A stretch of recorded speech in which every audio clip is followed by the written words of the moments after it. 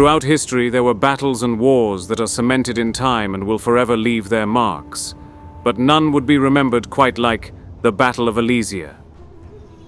In 52 BC, Roman consul Gaius Julius Caesar and roughly 60,000 of his soldiers found themselves in quite an unpredictable situation. Caesar and his men had pursued the Gallic king and chieftain of the Arverni tribe, Vercingetorix, across Gallic lands, until the chieftain had taken refuge in the Gallic city of Alesia. As opposed to attempting to lay a long and costly siege on the fortified town of Alesia, Caesar, a master tactician of his time, opted to surround Vercingetorix and his large force, ultimately entrapping them in the settlement, thus starving them of much-needed food, water, and other supplies. The Romans essentially built a fortification around the already fortified town of Alesia, which was a strategic marvel of its time, and a tactic that was never to have been recorded beforehand. This required miles of wooden walls, towers, and palisades that stretched in an oval-shaped configuration that would make any sally from the Gallic tribes an extremely difficult obstacle to overcome. They'd essentially be forced to lay siege to the Romans. However, as masterful a strategist and tactician as Caesar was, he did not prepare for what would transpire next. Before the Romans could construct their fortified blockade, Vercingetorix had sent out cavalry riders as messengers to hastily reach the other Gallic tribes and plead for reinforcements. Vercingetorix's plan was to prove fruitful, as word had reached the entrapped king, and even the Romans, that a massive relief force of some 250,000 tribesmen was gathering and marching toward Alesia. The relief force was led by Vercassivelaunus, whom Caesar referred to as Vercingetorix's cousin.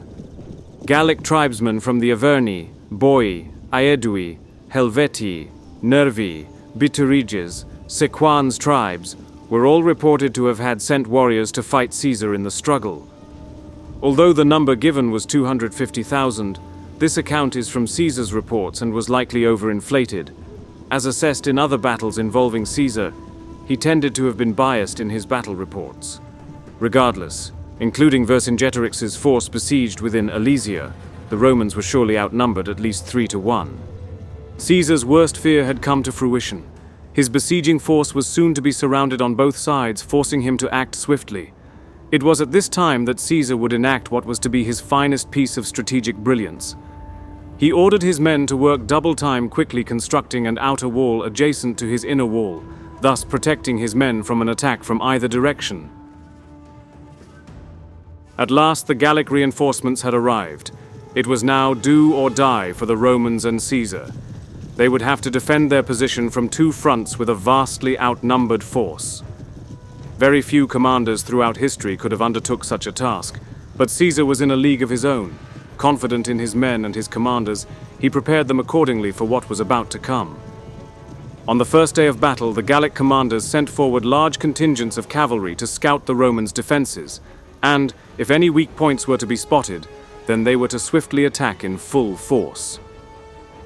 As the Gallic cavalry galloped forward, edging closer towards the encampment, Caesar swiftly organized and prepared contingents of his auxiliary Germanic cavalry, as well as Roman legionary cavalry, to leave the outer wall of the defenses and prepare a counter-offensive against the Gallic cavalry. The Germanic cavalry had accompanied Caesar throughout his years campaigning in Gaul. They were superior to their Gallic counterparts in equipment, armor, and battle experience. So Caesar was ever confident that they could hold their own in a head-on engagement.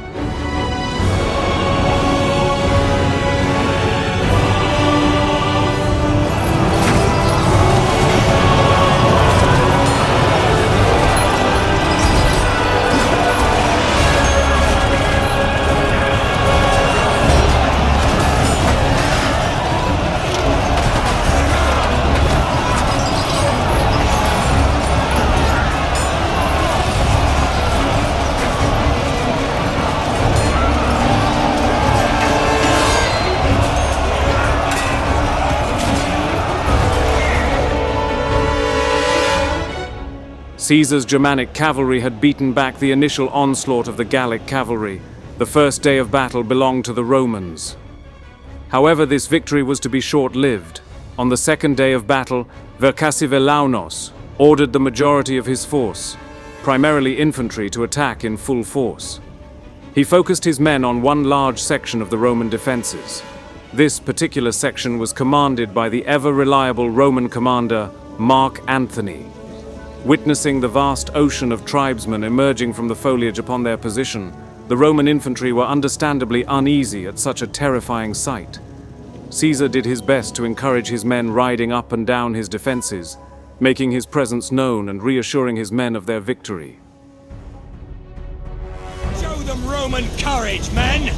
Stand ready!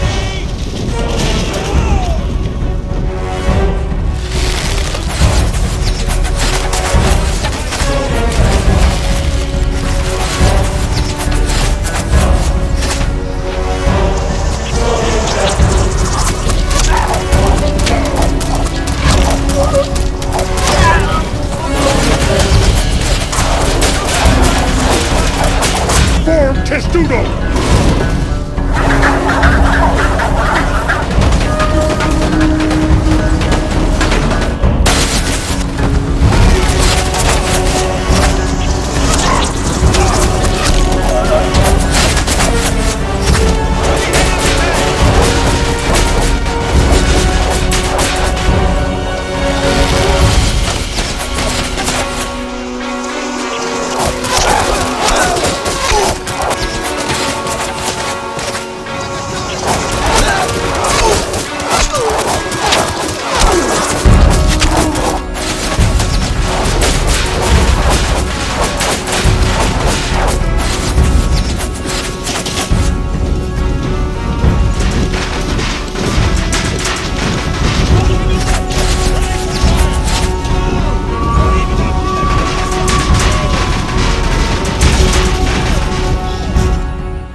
As the tribes closed in on the Romans, they attempted to scale the walls. They burned down sections of the wooden palisades to gain entry. In their disciplined and tightly packed formations, the Roman infantry braced themselves in preparation of the fierce fighting that was about to unravel.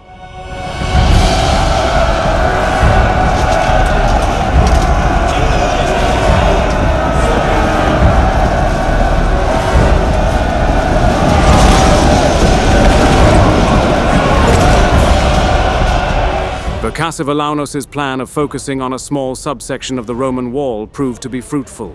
Mark Antony swiftly led his legionaries to cover any breaches.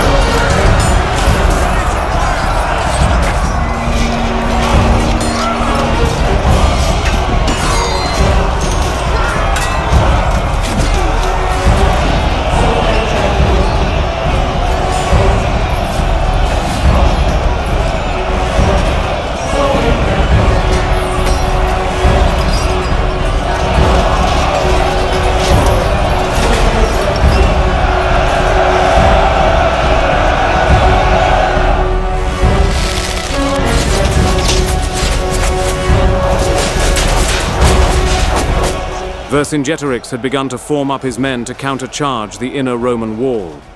However, he had taken too long, as Mark Antony and the Romans had successfully defended that section and sent the Gallic forces retreating back to their camps.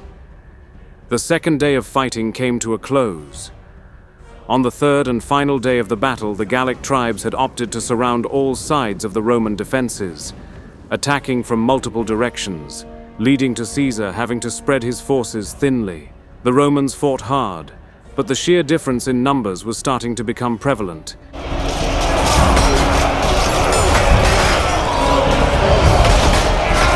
Caesar attempted to lift morale by riding from section to section, moving his legionary reserves to weak points in the defenses. But this would not be enough if the Romans were to survive this onslaught.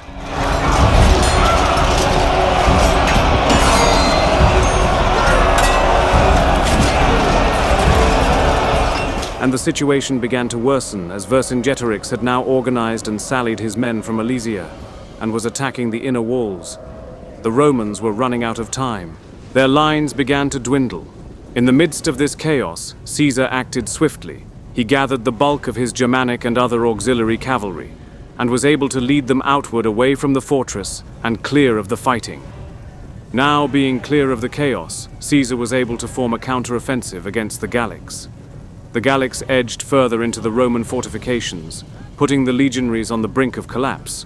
Fortunately, Caesar's men were well-trained, disciplined, and overall tough-hearted, and were willing to fight on, giving Caesar just enough time to execute his grand plan, his final throw of the dice, to save the battle and his army from crumbling.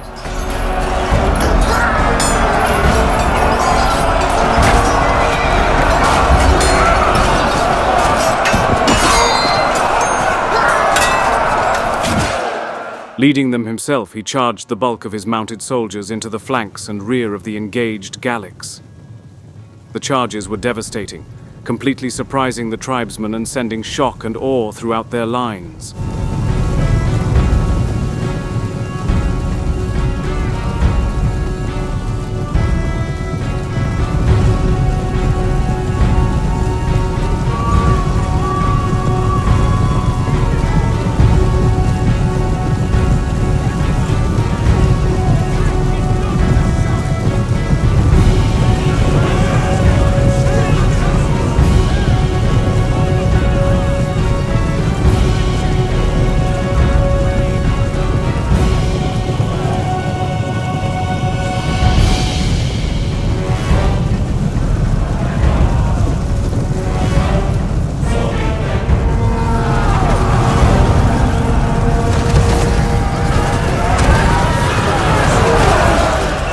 Many panicked and began to flee, not realizing that they had the Romans on the brink of collapse and were soon to gain victory if they merely kept pushing forward.